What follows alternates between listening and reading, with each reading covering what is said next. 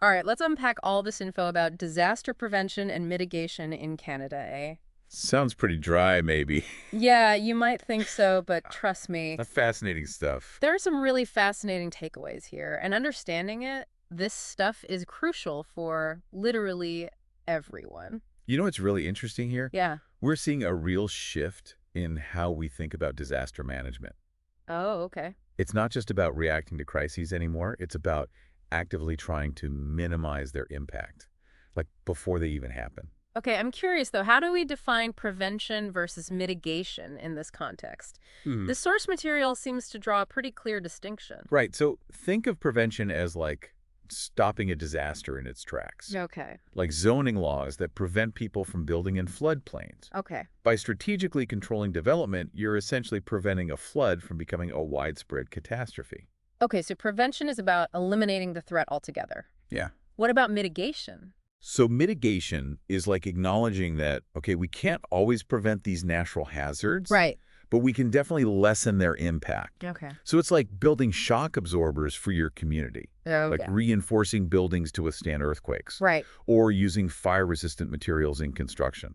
So prevention is about dodging the disaster, Yeah, and mitigation is about softening the blow. exactly. And these concepts, I think, become even more compelling when we examine real-world disasters. Okay. Um, the Saguenay flood of 1996, I think that's a very stark reminder of what can happen when mitigation efforts fall short. Yeah, the source material paints a pretty gripping picture of that event. Didn't the investigation reveal that, like, poorly maintained dams and homes built right in the floodplain played a role? Yeah, and it's just a tragic example of how ignoring those known risks can have devastating consequences. Right. You know, the flood caused over $1 billion in damage and, sadly, resulted in the loss of life. It's incredible how human choices and errors can amplify the impact of those natural events. Um, Speaking of which, the Nova Scotia shooting in 2020 raises some disturbing questions about like communication during a crisis. Yeah, Right. absolutely.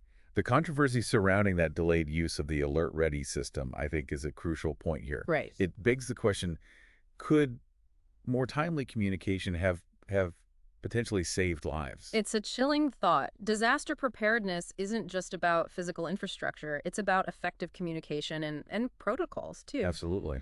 Shifting gears a bit, the source material also dives into the impact of ice storms, particularly those in 1998 and 2013.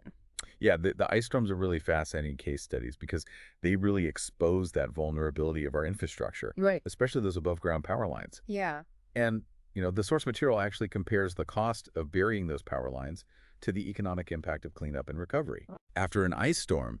And it raises the question, like, what's the true cost of not investing in more resilient infrastructure? Yeah, it's a complex calculation for sure. It is. But those storms, were a real wake-up call.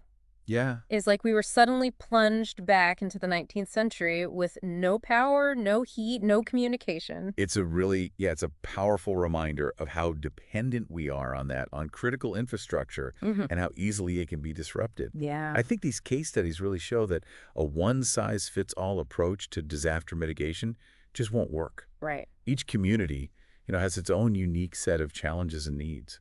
And to illustrate that point, we have the case of Kashechewan First Nation in northern Ontario. They've faced repeated flooding and evacuations, haven't they? Yes, they have. And their story really highlights the complexities of responding to disasters Mhm. in remote communities. Right. It involves this multi-agency response, Okay. cultural considerations, and navigating really difficult choices. And the fact that the community ultimately decided to relocate to higher ground, I think that demonstrates the scale of the problem and their determination to find a lasting solution. That's a monumental decision. It is. And it speaks to that profound impact that disasters can have on a community. Yeah, It's not just about physical safety. It's about cultural preservation and well-being as well. absolutely. Um, Shifting gears to a different type of disaster, the Seaforth Channel oil spill in 2016 brings up some interesting questions about balancing those competing interests. Yeah, this bill had a significant environmental and economic impact, particularly on the Heiltsuk First Nation, Right. whose traditional territory includes the affected area. Yeah. And the source material proposes two potential mitigation strategies: a moratorium on commercial traffic which would safeguard the environment but impact the economy, or a First Nations-led rapid response team, which could provide a faster and more culturally sensitive response. It's a real dilemma. It is. It forces us to consider whose voices are prioritized in these situations Yeah. and how to balance economic interests with environmental protection and the rights of indigenous communities. Yeah. Switching to a very different hazard, the Fort McMurray wildfire of 2016 was just devastating. Yes, the scale of destruction was just immense. Yeah. But the source material highlights an interesting concept that emerged from this tragedy. Okay. Resilient landscaping. Okay. And it's about creating a defensible space around homes and communities, Okay. using fire-resistant plants and landscaping techniques to kind of minimize the risk of wildfire spread. So instead of just reacting to wildfires, we can design our landscapes to be more resilient in the first place. Exactly. It's like building a fire break into the very fabric of our communities. Yeah, that's a good way to put it. The source material also mentions the Lytton, British Columbia wildfire of 2021, which devastated the entire town. What makes this case study unique? Well, what's striking about Lytton is just the speed at which the fire engulfed the town, leaving residents with very little time to react. Right. It underscores the need for effective early warning systems, community preparedness, and having those evacuation plans in place. Right. And the ongoing recovery efforts in Lytton also offer valuable insights into the long-term social and economic impacts of such disasters. It's incredible how these case studies reveal not only the destructive power of disasters, but also the resilience of the human spirit. Yeah. And our ability to adapt and rebuild. Yeah. So now that we've laid the groundwork with these case studies, I'm eager to dive a little deeper into specific mitigation strategies. Okay. What are some real-world examples of things people are doing to reduce their risk from various hazards? Okay, well, let's start with a hazard that's, becoming increasingly relevant these days. Okay. Droughts. Okay. The source material outlines this multi-pronged approach to drought mitigation. From a structural perspective, we see dam development and watershed management being employed to ensure, a reliable water supply. Right. Even during those periods of low rainfall. So it's about having the infrastructure in place to capture and distribute water effectively, even when nature isn't cooperating. Exactly. But it's not just about those large-scale engineering projects. Okay. Non-structural strategies like water rationing and restoring vegetation in eroded areas to improve water retention, Right. those also play a vital role. Okay. And then there are also, financial tools such as specialized insurance programs for farmers Right. who are, particularly vulnerable to drought conditions. It seems like drought mitigation requires this mix of ingenuity, Yeah. planning, and community-level action. Yeah, it really does. What about mitigating extreme winds? I'm imagining hurricane straps and maybe building underground bunkers. Okay, bunkers might be a bit extreme. Yeah. But you're on the right track with the hurricane straps. Thank But you. building codes and regulations, they are critical in wind mitigation. Right. Ensuring that structures can withstand those high winds. Right. So it's not just about building like fortress-like homes. Right, exactly. So what else is involved? Well, we can actually harness the power of nature Okay. for wind mitigation. Okay. Planting trees to create windbreaks, Oh, okay. that can significantly reduce the impact of strong winds on buildings and crops. That's fascinating. So we're talking about using like natural barriers as a first line of defense against the wind. Exactly. I'm beginning to see how interwoven all of these strategies can be. And of course, community-level planning plays a crucial role as well. Right. This can involve strategically locating buildings and infrastructure to avoid, wind-prone areas. Right. Like, imagine a town designed with natural windbreaks and structures positioned to minimize wind exposure. All right. It's about working with the landscape, not against it. Yeah, that's a powerful image. Yeah, It's like designing a town that can breathe with the wind. I like that. I'm starting to see how disaster mitigation goes beyond just reacting to events. Yeah, It's about thoughtfully shaping our environments. exactly. And that thoughtful shaping extends to preparing for events like landslides. Okay. While they can be, they can be difficult to predict Right. and prevent, there are steps that we can take to, reduce the risks. Like don't build on a steep, unstable slope. Seems pretty obvious. It might seem obvious, but you'd be surprised how often those basic principles are overlooked. Right. Community planning is, Yeah. is absolutely vital in landslide mitigation. Right. Avoiding construction in hazard zones is that first line of defense. Right, but what about areas that are already developed? Are those communities just sitting ducks? Well, not necessarily. Okay. There are strategies for mitigating risk in existing areas. Okay. For example, relocating critical infrastructure,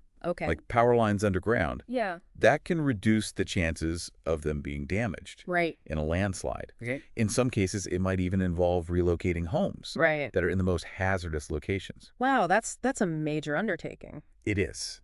But it underscores the seriousness of the risk. Right. Retrofitting existing homes Okay. to improve their stability is another option. Okay. This could involve reinforcing foundations Right. or using specialized construction techniques Right. to make them more resistant to ground movement. Okay. And as with other hazards, insurance and financial assistance programs can play a vital role Right. in helping people recover Right. after a landslide. So landslide mitigation is all about understanding the terrain, making informed decisions about development, and taking steps to fortify existing structures. Yeah, it's a multifaceted approach. Okay, speaking of formidable forces, let's talk about earthquakes. Oh, They seem like the ultimate unstoppable force. Yeah. What can we possibly do to mitigate the impact of an earthquake?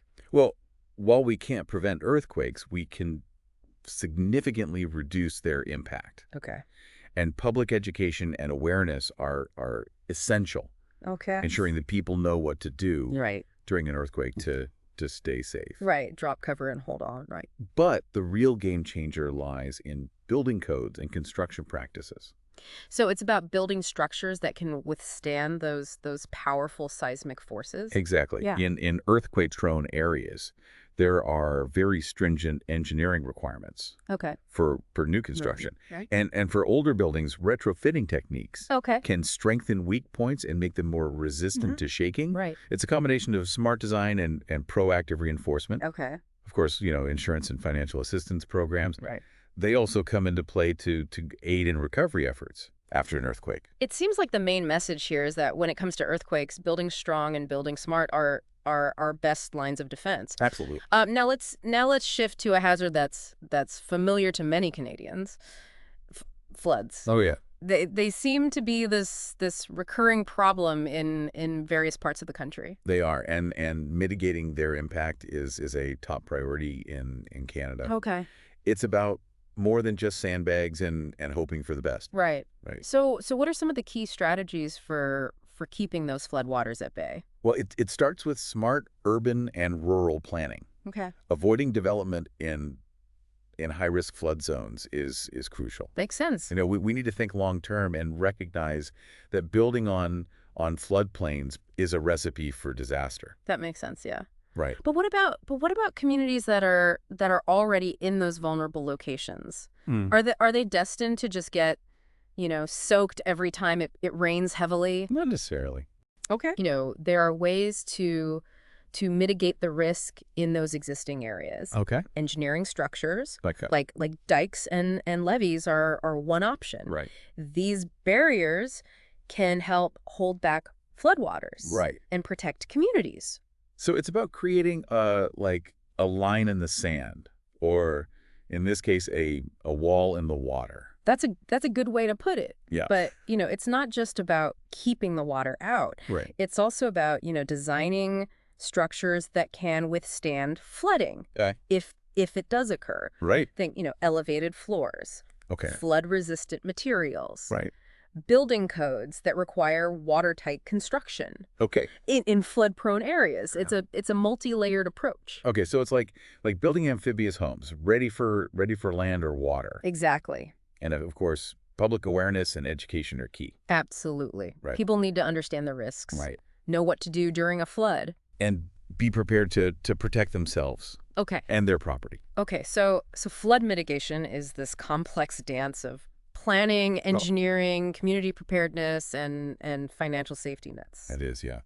Okay. Last but not least, let's tackle wildfires. Okay. They seem especially relevant with with climate change making them, more frequent and intense. Yeah. What's the strategy here? Do we all become volunteer firefighters? Well, while community involvement is crucial, I wouldn't recommend everyone rushing out to fight fires. Right. Wildfire mitigation is this multi-pronged approach that starts with creating fire breaks. So clearing out vegetation to create barriers that can slow or stop the spread of a fire? Exactly. It's like drawing a line in the forest and saying, "Fire, you shall not pass." I like that visual. Yeah. Fire breaks are essential, Right. for protecting communities Okay. and infrastructure. Okay. But it's not just about what happens in the forest. Yeah. Right. Communities themselves play a vital role as well.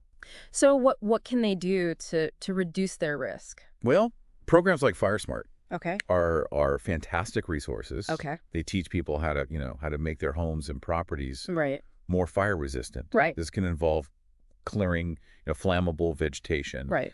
around homes, Okay. using fire resistant building materials, Okay. and designing landscapes that minimize fire risk. So it's about creating a defensible space around our homes and communities. Yes. It's fascinating how these principles can be applied on both a large scale and a personal level. It's about thinking holistically. Yeah. And of course, having, well-trained and well-equipped firefighters is essential. Right. Investing in wildfire fighting resources. Right. Right. And training is paramount. Right. But remember, prevention is just as important as suppression. Right. Right. Like being careful with campfires, disposing of cigarettes properly, and following those fire safety regulations. Wildfire mitigation is truly a shared responsibility. Yeah. We all need to be aware of the risks Yeah. and take steps to minimize them. Right. It's about creating this culture of fire safety. Okay, so we've covered a lot of ground here. Droughts, windstorms, landslides, earthquakes, floods, wildfires. It's a lot to take in. It is. But I'm starting to see how all these strategies are connected. It's not just about, reacting to individual hazards. Right. It's about building this comprehensive framework for disaster risk reduction. Right. And that's where Canada's national approach comes in. All right, let's talk about that framework. What are the guiding principles for disaster risk reduction in Canada? Well, in 2015, Canada adopted the Sendai Framework Okay. for disaster risk reduction, Okay. which is a global agreement Okay. aimed at reducing disaster risk Right. and building resilience worldwide. Okay. It outlines 7 global targets to be achieved by 2030. Wow. Okay. These targets focus on understanding disaster risk, Okay. strengthening governance, Okay. investing in resilience, Right. and enhancing disaster preparedness. Okay, so it sounds like a roadmap for a safer future. Yeah, it is. So how does Canada translate these global goals into concrete actions at the national level? Do we have our own disaster mitigation playbook? We do. Okay. In 2017, Canada launched its own emergency management framework. Okay. It emphasizes that emergency management is a shared responsibility. Right. Across all sectors of society. Right. It's not just the government's job. Right. Everyone has a role to play. So it's about collaboration and community engagement, Absolutely. working together to build a safer and more resilient nation. Exactly. And the framework emphasizes working together to prevent and mitigate, Right. prepare for, Right. respond to, Okay. and recover from threats and hazards. Okay. It covers the whole spectrum of disaster management, from those initial planning stages to those long-term recovery efforts. It sounds like a comprehensive approach. It is. And it seems like Canada is really committed to this because the source material mentions, a 2019 emergency management strategy as well. You're right. Okay. That strategy builds upon the framework, Right. and it highlights the importance of increasing that focus on disaster prevention and mitigation activities. Okay.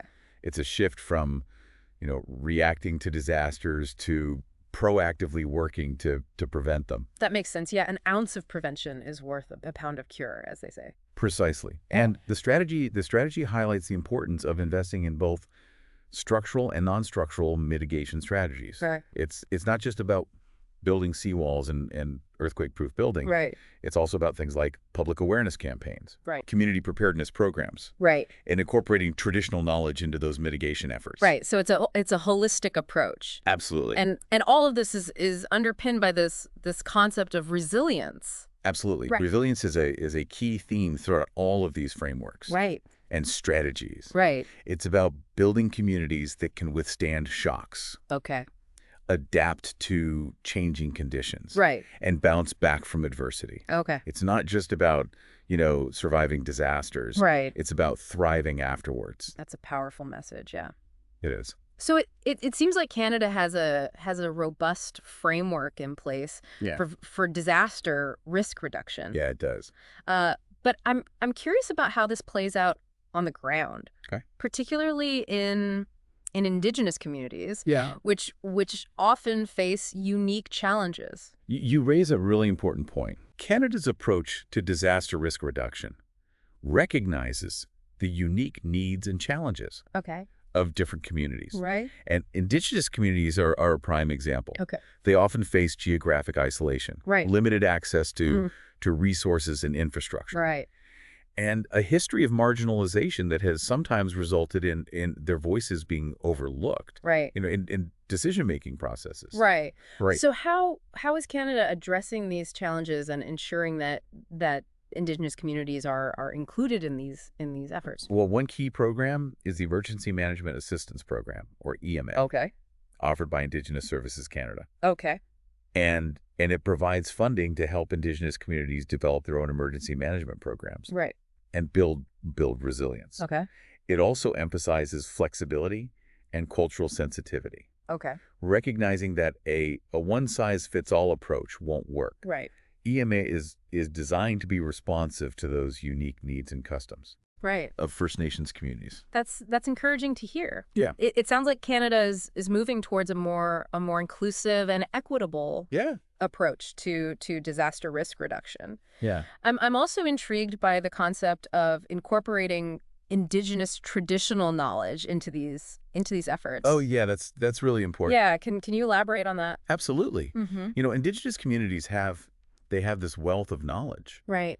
about how to live in harmony with the natural world. Right. Knowledge that has been passed down through generations. Right. And this knowledge can be incredibly valuable Right. as we work to mitigate those impacts of disasters, Okay. particularly in the context of climate change. Right. The source material provides a great example of this. Okay. The Justice Institute of British Columbia developed a toolkit for employing Indigenous traditional knowledge Wow. in disaster resilience planning.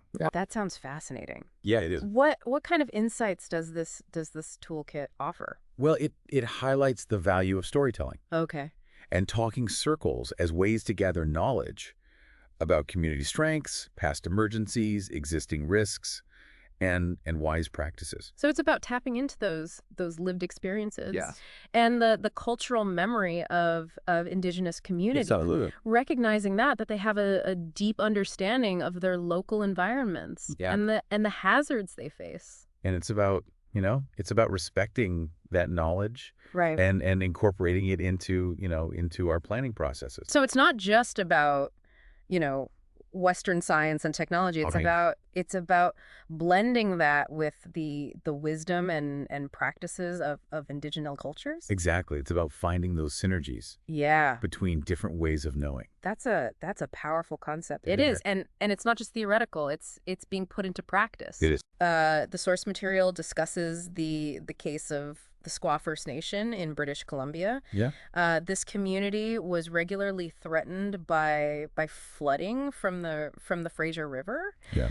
They were constantly on high alert for evacuations, building those makeshift sandbag dikes, and just living with that constant fear of their homes being inundated. It was an incredibly stressful and disruptive situation. It was a very precarious situation Yeah. for the community. So what did they do? Mhm. Did they build a bigger dike?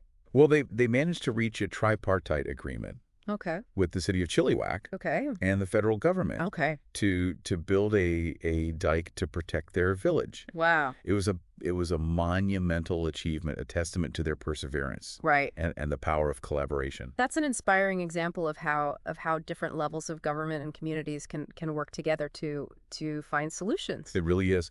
It also highlights the importance of long-term planning Yeah, and investment in mitigation measures. absolutely.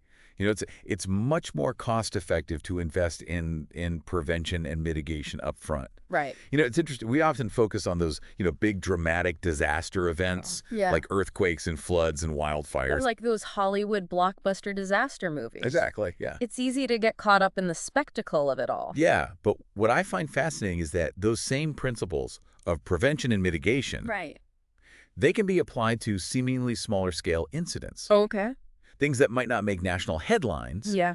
but can still have a significant impact on individuals and communities. Okay, I'm intrigued. Can you give me an example? Well, the source material actually presents a case study that focuses on train derailments. Okay.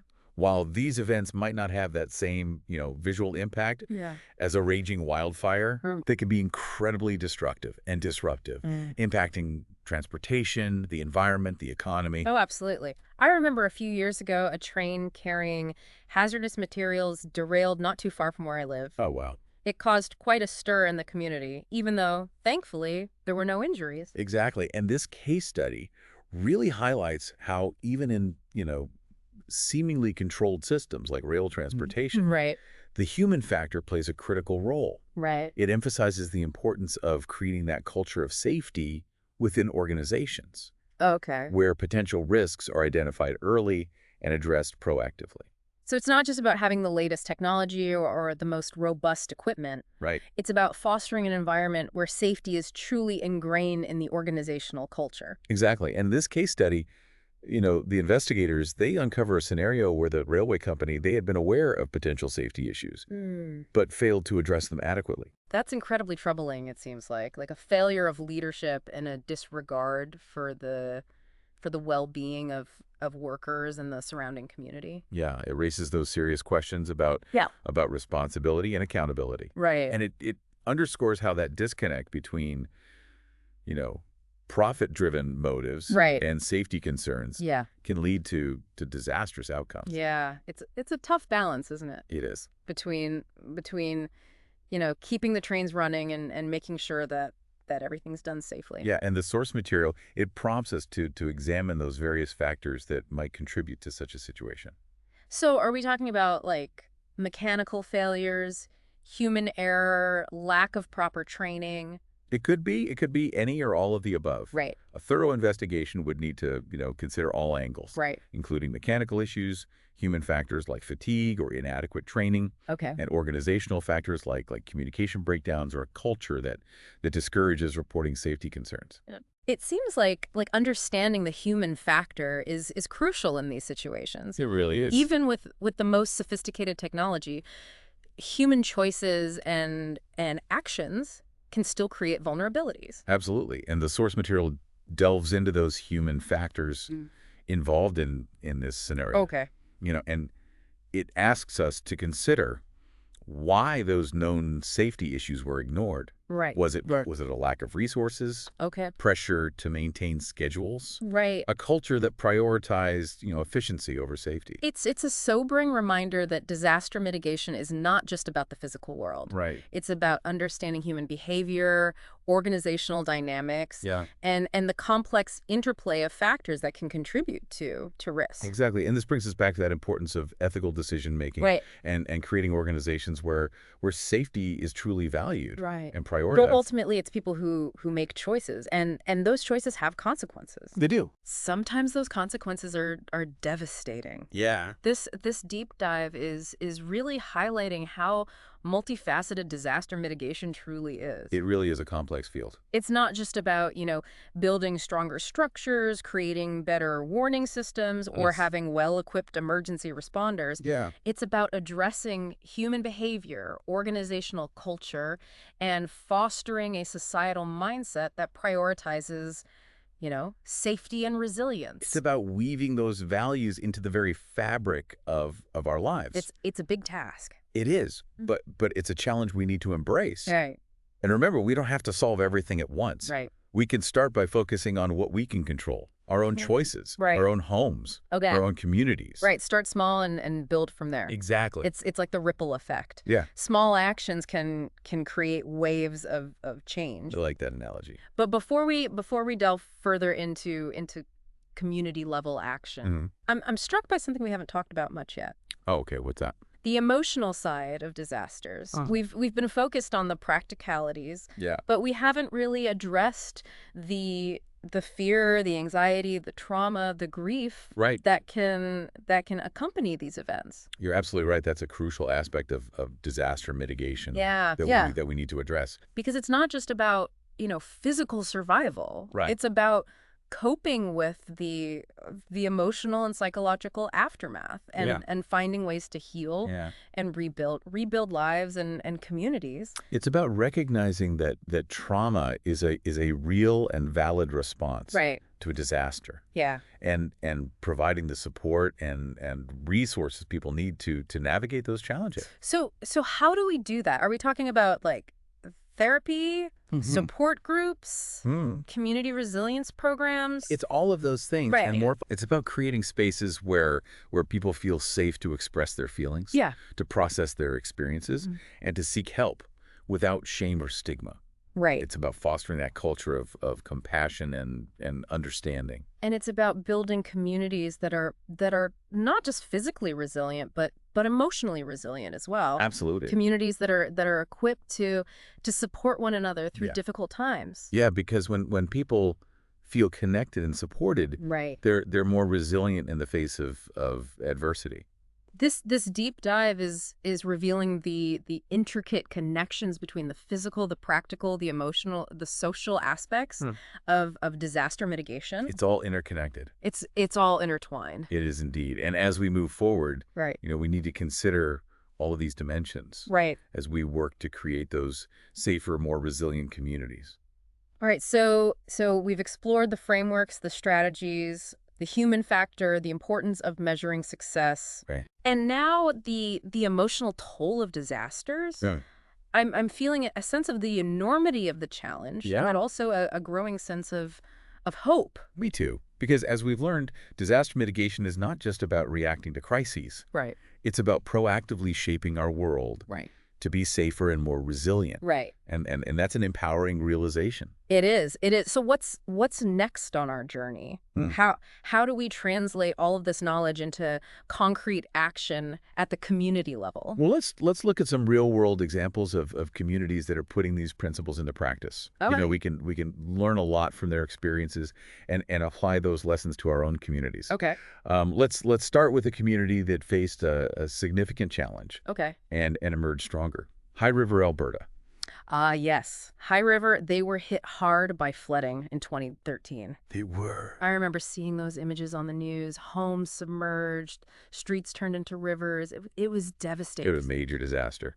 That highlighted the vulnerability of many communities to flooding. Right. But High River didn't just rebuild. They rebuilt, smarter and more resilient. So what did they do? Did they just build like higher dikes and call it a day? No, they took a much more comprehensive approach. Okay. They secured funding for a range of mitigation projects, Okay. including building berms, upgrading barriers, Yeah. and conducting extensive flood modeling to understand those dynamics of the river Yeah. and identify, areas of high risk. So it was a combination of structural measures like physical barriers Yeah. and non-structural measures like data analysis and planning a multi-pronged approach. Yeah, exactly. And what's impressive is that they didn't just focus on protecting the town itself. Right. They also looked at mitigating flood risk downstream. Okay. They recognize that water doesn't respect municipal boundaries Right. and that their actions could impact, neighboring communities. Yeah. That's a great point. It speaks to that sense of shared responsibility and regional collaboration. Absolutely. They even brought in experts Okay. to analyze the flow dynamics of the river Right. and identify potential obstacles that could exacerbate flooding. Okay. They wanted to understand the entire system, not just their, little piece of it. Yeah, it's a very systems thinking approach. It is. Thinking beyond the immediate crisis Yeah. and considering the long-term implications. Exactly, and it highlights the level of detail and planning that goes into effective flood mitigation. Right. It's not just about reacting to a disaster. Right. It's about proactively shaping the landscape Right. to minimize risk. That's inspiring. It shows that even in the face of a major disaster, communities can come together, learn from their experiences, and build back, stronger and more resilient. It's about turning those challenges Yeah. into opportunities for growth. I'm curious to hear about other examples of community-level action. Okay, yeah, let's shift our focus to Ontario Okay. and look at a case study involving flood mitigation along the Lake Ontario shoreline. Okay, so a different type of flooding challenge. Yeah. Not a sudden, overwhelming event like a river flood, Right. but a more gradual and persistent issue of rising lake levels. Exactly. And this case study underscores the importance of long-term planning Okay. and comprehensive shoreline management. Right. Yeah. It's about recognizing that the shoreline is a dynamic environment Yeah. and that our mitigation strategies need to adapt to changing conditions.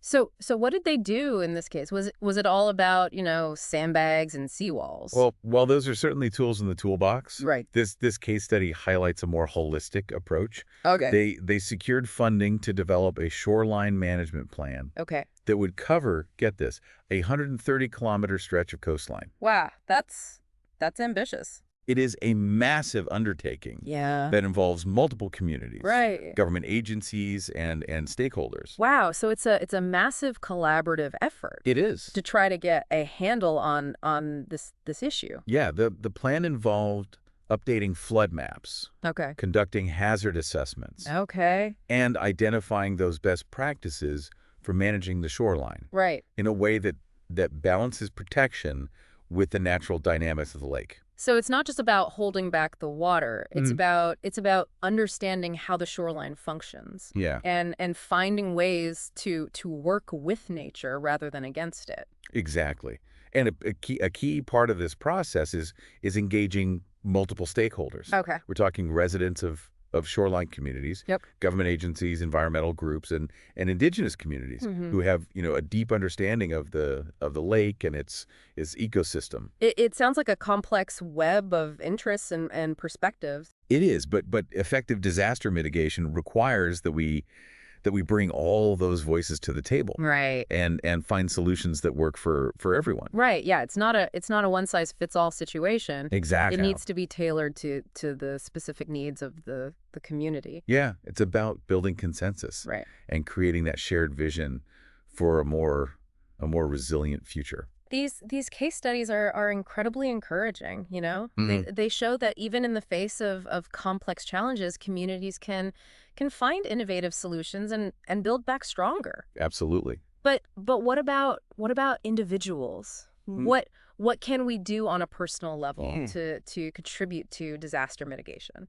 That's a great question, and it brings us back to that concept of personal preparedness. Okay. Even though we might not be able to control large-scale disasters, Right. we can control how prepared we are to face them. So are we talking about building those underground bunkers and stockpiling supplies? While there's nothing wrong with being prepared, Right. it doesn't have to be that extreme. Okay. It starts with having a simple emergency plan. Okay, so what does that involve? Knowing where to go if there's a fire. Yeah. Having a designated meeting place for the family. Exactly. It's about thinking through those different disaster scenarios that might occur Okay. in your area and having a plan Right. for each one. Okay. What if there's an earthquake, Okay. a flood, Okay. a power outage, Right. a wildfire? Right. Your plan should include things like evacuation routes, Okay. communication strategies, a designated meeting place, Mhm. and a lot of important contacts. So it's about being proactive and having a clear roadmap for Yeah. different situations. Absolutely. What about supplies? Should we all be building those doomsday prepper stockpiles? It's not about going overboard, Right. but it is wise to have a basic emergency kit. Okay. that can sustain you and your family for at least 72 hours.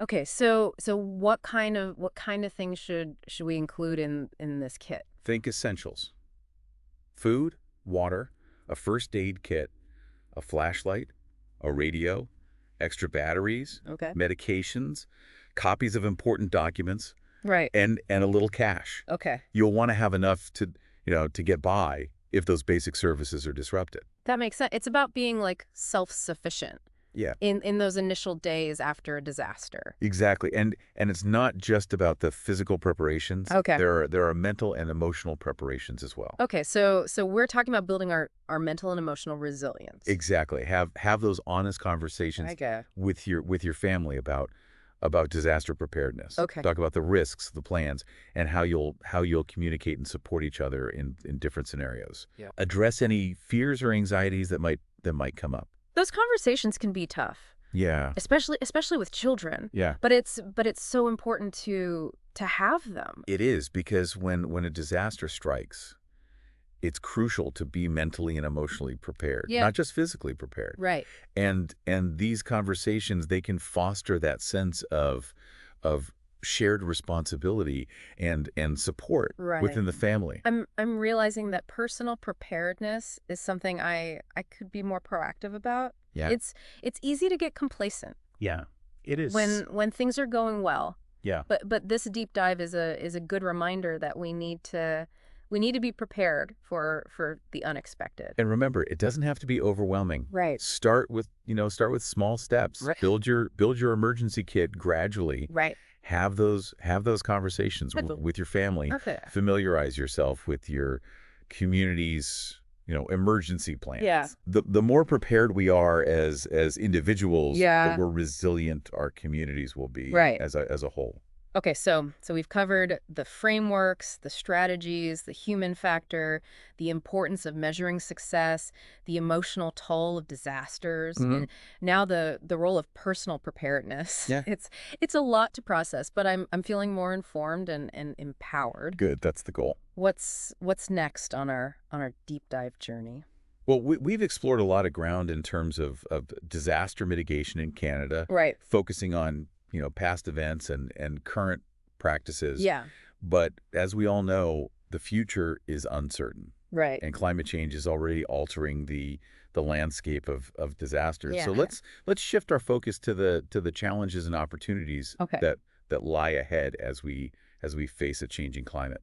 Right, let's dive into that. It's a topic that's on everyone's mind these days, and I'm curious to explore what it means for disaster mitigation. As we explore this topic of disaster mitigation further, it's becoming clear that it's not just about reacting to events after they occur. Right. It's about understanding the potential hazards, Yeah. anticipating their impacts, Right. and proactively taking steps to minimize those impacts. It's like shifting from a reactive mindset to a proactive one. Exactly. Instead of just cleaning up the mess afterward, we're trying to prevent the mess from happening in the first place. Yeah. Or at least minimize the damage. Exactly. And this proactive approach becomes even more critical when we consider the impact of climate change. Right. We're already seeing an increase in the frequency and intensity of extreme weather events. Right. Heat waves, droughts, floods, wildfires, hurricanes. Yeah. And these trends are projected to continue. Right. We're not just dealing with the hazards of the past, we're facing new and evolving threats. It's a sobering thought. Climate change is no longer a distant threat. It's happening now. It is. And it's changing the rules of the game when it comes to disaster mitigation. Absolutely. And it requires us to be even more proactive and adaptable. Right. In our mitigation efforts. Okay. We need to move beyond those traditional approaches. Right. And embrace new strategies. Okay. That address the specific challenges posed by a changing climate. Okay, so how do we do that? How do we prepare for the unknown? It seems like a daunting task. It does seem daunting. Yeah. But we're not starting from scratch. Right. We have a foundation of knowledge and experience to build upon. Okay.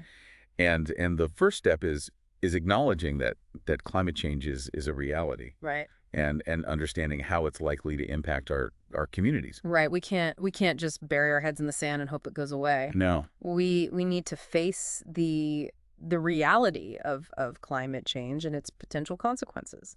Exactly. And once we've acknowledged that reality, Yeah. we can start planning for it. Okay. And this involves assessing those specific climate-related risks that our communities face, Okay. whether it's sea level rise, Okay. more frequent and intense storms, Right. prolonged droughts, Right. or increased wildfire activity. So we need to tailor our mitigation strategies to the specific challenges posed by climate change in our region. Precisely. A one-size-fits-all approach won't work. Right. We need to, develop customized solutions Okay. that address those unique vulnerabilities Okay. of our communities. Can you give me some examples of what these climate adapted mitigation strategies might look like? Sure. Yeah, let's start with the coastlines. Yeah. Yeah. With sea levels rising, coastal communities are facing that increased risk of flooding and erosion. Right. Those traditional approaches, Right. like seawalls and breakwaters, they may not be enough to protect these communities in the long term. So what are the alternatives? Do we just move everyone inland? Well, relocation is certainly an option in some cases, Okay. but it's not always feasible or desirable. Right. There are other approaches that can be explored, Okay. such as restoring coastal ecosystems, Okay. like wetlands and dunes, Okay. which can act as those natural buffers against storms Okay. and rising tides. Well, it's about working with nature, not against it. Exactly. Using natural systems to enhance our resilience. Exactly. And this principle of working with nature, Yeah. it can be applied in other contexts as well. Okay. For example, in areas prone to wildfires. Right. We can adopt resilient landscaping practices. Right. This involves choosing fire-resistant plants, Right. creating defensible spaces around homes, Hmm. and managing vegetation to reduce, fuel loads. Right. We talked about resilient landscaping earlier in the context of the Fort McMurray wildfire. Yeah. It's fascinating how this concept can be adapted to address the challenges of climate change. It is, and it's not just about landscaping. Right. We can also make our buildings more resilient to climate change. Right. This can involve using materials that are resistant to flooding and wind damage, Okay. designing structures that can withstand those extreme temperatures, Okay. and incorporating those energy-efficient features Right. to reduce our reliance on fossil fuels. So it's a multi-layered approach. It is. That involves everything from individual homes to entire communities. Yeah. It sounds like a massive undertaking. It is, but the good news is that many communities are already taking action. Okay, that's good. They're developing climate adaptation plans, Okay. investing in resilient infrastructure, Right. and engaging residents in these efforts. Okay. It's a collective effort that requires collaboration and innovation. And it's not just about the government agencies and experts. Right. It's about empowering individuals and communities to take ownership of their resilience. Absolutely. We all have a role to play in creating a safer and more resilient future. Right. This can involve, simple things Okay. like reducing our carbon footprint, Okay. making our homes more energy efficient, Okay. and supporting policies Right. that address climate change. Right. It's about connecting the dots between our individual actions Yeah. and the collective good. We all have a stake in this. Exactly. And as we navigate those uncertainties of climate change, it's important to remember that we're not alone in this journey. Right. There are countless organizations, communities, and individuals around the world Right. working to build a more resilient future. Yeah. By sharing knowledge, collaborating, and supporting each other, we can overcome these challenges Right. and create a world that's not just safe, but thriving. Well, this deep dive has been incredibly eye-opening. It's made me realize the complexity of disaster mitigation, Yeah. but also the incredible potential we have to create a safer and more resilient future, even in the face of climate change. Absolutely. And remember, it's not just about surviving. Right. It's about thriving. Right. It's about building communities that are not just, strong, Right. but vibrant, equitable, and sustainable. Well said. Thank you for sharing your expertise with me today. I'm feeling inspired and hopeful about the future. Well, thank you for having me. It's been a pleasure exploring this topic with you. To our listeners, thank you for joining us on this deep dive into disaster prevention and mitigation in Canada. Yeah. Remember, we all have a role to play in building a more resilient future. Stay safe out there.